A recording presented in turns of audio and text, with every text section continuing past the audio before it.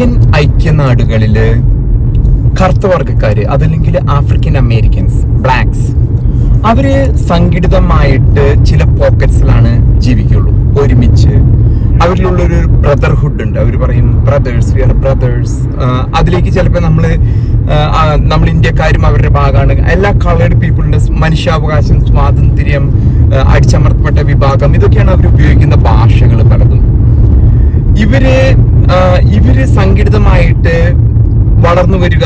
ഒന്നില്ലെങ്കിൽ Harlem, New York സിറ്റിക്ക് അടുത്ത് മൻഹാട്ടന്റെ വടക്ക് ഭാഗത്തായിട്ട് ഹാർലം, അല്ലെങ്കിൽ ബ്രോങ്സ് പ്രദേശം, ബ്രൂക്ലിൻ കുറച്ച് ഏരിയയില്, ചിക്കാഗോയിൽ വരണമെങ്കിൽ ചിക്കാഗോ സിറ്റിയുടെ south side, city down town കഴിഞ്ഞ് സൗത്തിലേക്ക് പോകുമ്പോൾ ഉള്ള ഒരു ലേക്കിന്റെ സൈഡിലൊക്കെ ആയിട്ടാണ് ഇവര്. ലോസ് ഏഞ്ചലസിൽ വന്നാല് കോംപ്ടൺ ബ്ലാക്സിന്റെ ഏരിയ ആണ്.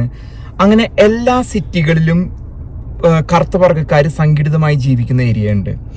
അതിനെ ഹുഡ് എന്നാണ് പറയുക. I am going to my hood എന്നൊക്കെ പറയും ഇവര്. പല സ്ലാങ്ങുകളും ഭാഷകളും ഒക്കെ ഉണ്ട് ഇവർക്ക്. എന്നാൽ ഇവർക്കിടയിൽ നിലനിൽക്കുന്ന ഒരു വിശ്വാസം, വെളുത്ത വർഗ്ഗക്കാരെല്ലാവരും അവരുടെ ശത്രുക്കളാണ്. ഈ ഒരു അവരുടെ വിശ്വാസം അവർക്ക് ലഭിക്കുന്നത് അവരുടെ ആ ഒരു കൂട്ടത്തിൽ നിന്നാണ്. അവർ താമസിക്കുന്ന സ്ഥലത്ത് തന്നെ ആ ഒരു വിദ്വേഷം പടർത്തുന്ന ഒരു പറ്റം ജനങ്ങള് അവർക്കിടയിലുണ്ട്. ഇന്ന് അമേരിക്കയിൽ നമ്മൾ നോക്കുകയാണെങ്കിൽ കറുത്ത വർഗ്ഗക്കാർക്ക് ഏറ്റവും അനുയോജ്യവും നല്ല സാഹചര്യവുമുള്ള നാടാണ് അമേരിക്ക. എന്നിരുന്നാൽ തന്നെ മുൻകാലങ്ങളിൽ ഏകദേശം ഒരു 100 വർഷം മുമ്പോ അല്ലെങ്കിൽ ഒരു 50 വർഷത്തിന് ഇപ്പുറത്തായിട്ട് അങ്ങനെ കറുത്ത വർഗ്ഗക്കാരെ അടിച്ചമർത്തുന്ന ഒരു റേസിസം നമുക്ക് അമേരിക്കയിൽ കാണാൻ സാധിക്കില്ല. മുൻകാലങ്ങളിൽ വെള്ളക്കാര് ഇവരെ അടിമത്തത്തിന് വേണ്ടിയിട്ട് ആഫ്രിക്കൻ ഭൂഖണ്ഡത്തിൽ നിന്നും പിടിച്ചു കൊണ്ടുവന്ന് കപ്പലിൽ കൊണ്ടുവന്ന് അടിമകളാക്കി ജോലി എടുത്തിരുന്ന ഒരു കാലഘട്ടം ഉണ്ടായിരുന്നു. അതൊരു 200 വർഷം മുമ്പായിരിക്കാം, അതല്ലെങ്കിൽ 200-300 വർഷങ്ങൾക്ക് മുമ്പും. എന്നാൽ തുല്യത, അവർക്ക് വോട്ടിംഗ് അവകാശങ്ങൾ, അങ്ങനെ കാലാകാലങ്ങളിലായിട്ട് അവരുടെ സ്വാതന്ത്ര്യത്തിനും മനുഷ്യാവകാശത്തിനൊക്കെ അമേരിക്കയിൽ മാറ്റം വന്ന് ഇന്ന് ഏറ്റവും കൂടുതൽ അവസരങ്ങൾ അമേരിക്കയിലുള്ളത് കറുത്ത വർഗ്ഗക്കാരാണ്. അവർ എല്ലാവിധം തൊഴിൽ രംഗത്തായാലും സ്പോർട്സിലായാലും, ഈവൻ ഒരു പ്രസിഡന്റ് വരെ ബാരക് ഒബാമ എന്നൊരു കറുത്ത വർഗ്ഗക്കാരനെ തെരഞ്ഞെടുത്ത നാടാണ് അമേരിക്ക. എന്നിരുന്നാൽ കൂടി ഇവരുടെ ഹുഡുകളിൽ ചെന്ന് കഴിഞ്ഞാൽ ഒരു പറ്റം ജനങ്ങള് വിദ്വേഷം, നമ്മളിപ്പോൾ അമേരിക്കൻ ജനസമൂഹത്തിനിടയിൽ ജീവിക്കുകയാണെങ്കിൽ നമുക്ക് സാധിക്കും കറുത്ത വർഗ്ഗക്കാര് എങ്ങനെയാണ് വെളുത്ത വർഗ്ഗക്കാരോടുള്ള വെറുപ്പും വിദ്വേഷവും. ഒരു പക്ഷേ ഒരു 5-10% വെളുത്ത വർഗ്ഗക്കാര് അങ്ങനെ വൈറ്റ് സുപ്രീമസിസ്റ്റ് ആയിട്ടുള്ളവരില്ല എന്നല്ല, അങ്ങനെ ഒരു തരം അഹങ്കാരികൾ വെളുത്ത വർഗ്ഗക്കാരിലുണ്ട്. എന്നാൽ 90% വെളുത്ത വർഗ്ഗക്കാരും കറുത്ത വർഗ്ഗക്കാരന് അവസരങ്ങൾ കൊടുക്കുന്നതിന് വേണ്ടിയും കൂടുതലായിട്ട് തോറ്റു കൊടുക്കുക, എന്നാലും അവരെ കൂട്ടി യോജിപ്പിച്ച് ഈ ജനസമൂഹത്തോട് ഒരുമിച്ച് കൊണ്ടുപോകുക എന്നതാണ് വെളുത്ത വർഗ്ഗക്കാരിൽ ഞാൻ കണ്ടിരിക്കുന്നത്. ഒരു ചെറിയ വിഭാഗം അതിന് ഒരു വിപരീതമായി നിൽക്കുന്ന ശക്തികളുണ്ട്. ഇതേ സാഹചര്യം നമ്മൾ ഇന്ന് കേരളത്തിലേക്ക് എടുത്താല്, കേരളത്തില് വടക്കൻ ജില്ലകളില്, പ്രത്യേകിച്ച് മലപ്പുറം പോലെയുള്ള ജില്ലകളില് മുസ്ലിം സമുദായത്തിനുള്ളില് പറഞ്ഞു പഠിപ്പിച്ചിരിക്കുന്നത് മറ്റ് മതസ്ഥരെല്ലാവരും സ്വാഭാവികമായിട്ടും നമുക്കെതിരാണ്. എല്ലാവരും, നമുക്കറിയാം, നമ്മുടെ മുസ്ലിം സഹോദരങ്ങൾ, നമ്മുടെ അയൽക്കാരുണ്ട്, നമ്മുടെ സ്കൂളുകളിൽ പഠിച്ചവരുണ്ട്, നമ്മുടെ ഉറ്റ സുഹൃത്തുക്കളുണ്ട്. അവർ വളരെ സ്നേഹമുള്ള മനുഷ്യരാണ്.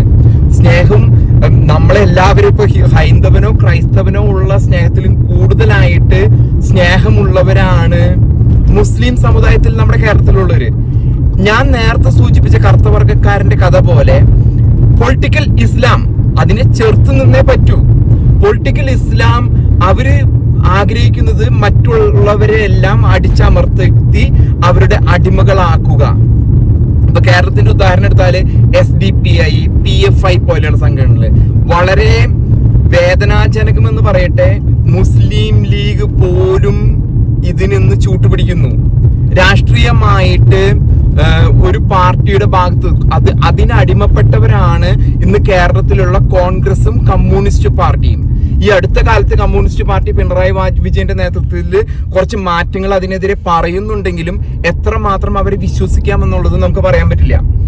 90% കേരളത്തിലെ മുസ്ലിമുകളും വളരെ സ്നേഹനിധിയായ നമ്മുടെ സുഹൃത്തുക്കളും അയൽക്കാരും സഹോദരങ്ങളാണ്. എന്നാൽ ഇതിനു വേണ്ടി ചൂട്ടുകൂട്ടി കൊടുക്കുന്ന ഒരു പറ്റം ജനങ്ങള്, ലീഗ് അടക്കം, പിന്നെ ഒരു മൗദൂദി ചാനല്, ആ ചാനലാണ് ഏറ്റവും ആദ്യം നിർത്തേണ്ടത്. ആ ചാനലിൽ നിന്ന് എന്നും പറഞ്ഞു കൊടുക്കുകയാണ് നമ്മളെ ഇരകളാണ്, മറ്റുള്ളവരൊക്കെ കാഫിറുകളാണെന്ന് പറഞ്ഞു കൊടുക്കുന്നത് ഈ ചാനലും കുറച്ച് യൂട്യൂബേഴ്സും. പിന്നെ സമാധാനത്തിന് നമുക്കറിയാം, ഏറ്റവും അക്രമകാരിയായ ഒരു അശാന്തി പടർത്തി അവർ ഉദാഹരണം ഉണ്ടാക്കിയിട്ടുണ്ട് പല രാജ്യങ്ങളിലും. പൊളിറ്റിക്കൽ ഇസ്ലാം, അതിനുവേണ്ടി ചൂട്ടുകൂട്ടി കൊടുക്കുന്ന മത നേതൃത്വം നമ്മൾ കണ്ടിട്ടുള്ളതാണ്. അപ്പൊ സമാധാനത്തിന്റെ മതം എന്ന് പറഞ്ഞു കഴിഞ്ഞാല് നമുക്ക് വിശ്വസിക്കാൻ കുറച്ച് ബുദ്ധിമുട്ടുകളുണ്ട്. എന്നിരുന്നാലും സ്വതവേ നമ്മൾ കണ്ടിരിക്കുന്നത് നല്ല മുസ്ലിമുകളെയാണ്. നമ്മുടെ നാട്ടിലെല്ലാം നമ്മൾ കണ്ടിരിക്കുന്ന നല്ല സ്നേഹമുള്ള മുസ്ലിംസ് ആണ്.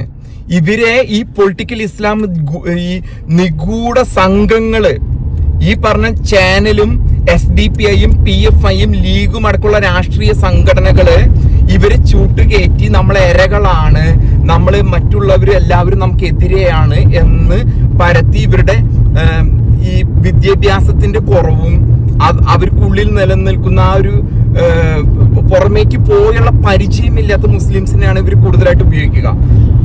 അതിനെതിരെ നമ്മളെല്ലാവരും നമ്മളുടെ ഇതെന്ന് പറഞ്ഞാൽ വേർപ്പെടുത്തി എടുക്കണം. ഇത്തരത്തിലുള്ള പഠനങ്ങള്, ഇത്തരത്തിലുള്ള ഇതുകൾ പടർത്തുന്നവരെ, വിദ്വേഷം പരത്തുന്നവര് ഇസ്ലാമിലാണുള്ളത്.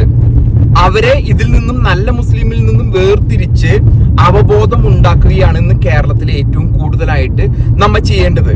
നമ്മൾ ഇപ്പൊ പലപ്പോഴും അവർ പറയുന്നുണ്ട് ഹൈന്ദവ സംഘടനകള്, ഹൈന്ദവ ഗ്രൂപ്പുകൾ, RSSO, VHP പോലുള്ള സംഘടനകൾ വളരെയധികം അക്രമകാരികളാണെന്ന്.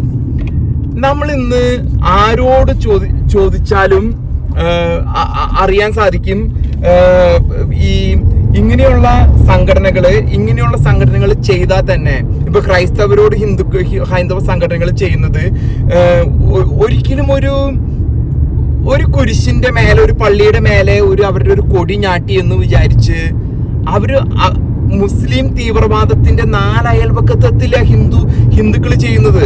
എന്നാൽ ഇസ്ലാമിക തീവ്രവാദം കട ചേർത്ത് വെട്ടി ഇല്ലാണ്ടാക്കുകയാണ് മറ്റു മതങ്ങളെ.